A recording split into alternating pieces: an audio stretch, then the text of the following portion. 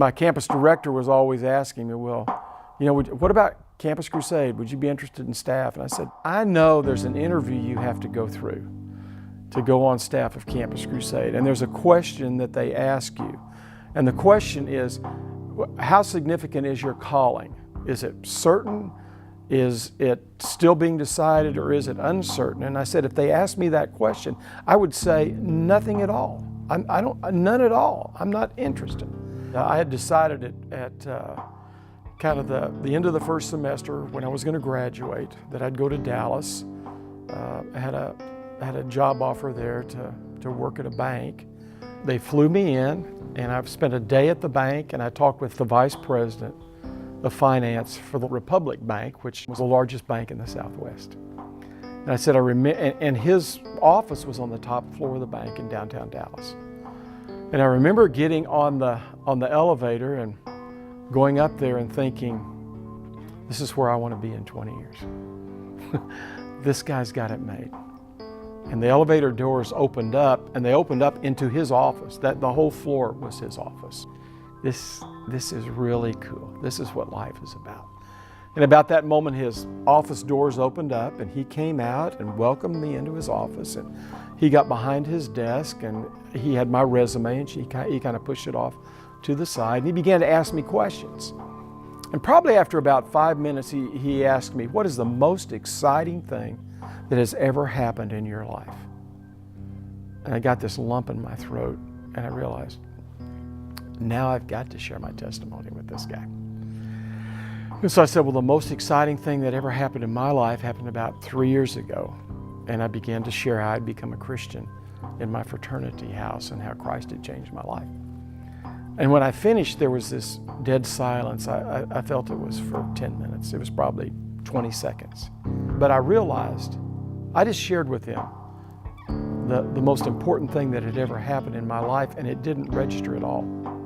He couldn't comprehend it. And I remember walking out of his office and getting on the elevator and going down to see the personnel director, and there was just this real disappointment and just a real disillusionment about what had happened up there in terms of our conversation. And I finished with the personnel director, and as I walked out of the bank, I had tears in my eyes. And I was thinking, is this really where I want to be in 20 years? What would I have to do differently in order to be able to have that position? And I was just very distraught in thinking that over.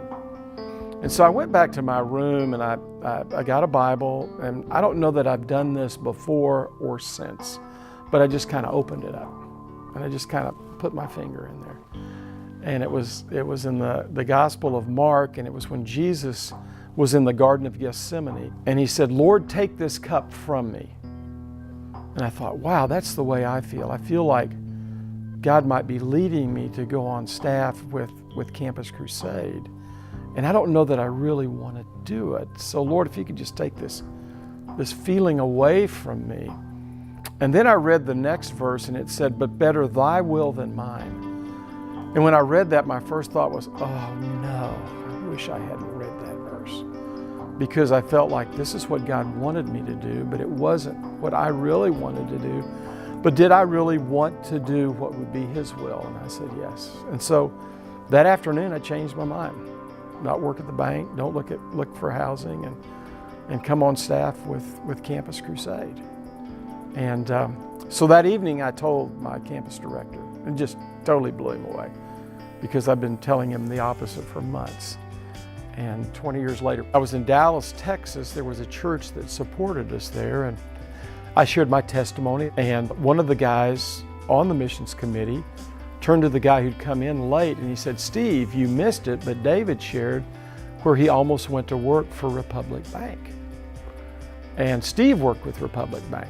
And Steve turned to me and he said, David, I'd a whole lot rather be doing what you're doing than I'm doing. And I said, Steve, I got to agree with you. I'd a whole lot rather be doing what I'm doing than you're doing. And so that evening, a unique thing happened. Is I met the man I might have been, and he wanted to be me. And I just said, Lord, thank you. It's just your grace that I made a decision 20 years ago to just step out in faith and trust you with my life. And it was like there was a kind of the curtain pulled back, and there was a kind of an affirmation that the Lord had given me that I had always sensed in terms of what I was doing. But just the rightness of the full surrender of my heart to Him for whatever He would have me do. And what a good decision that had been.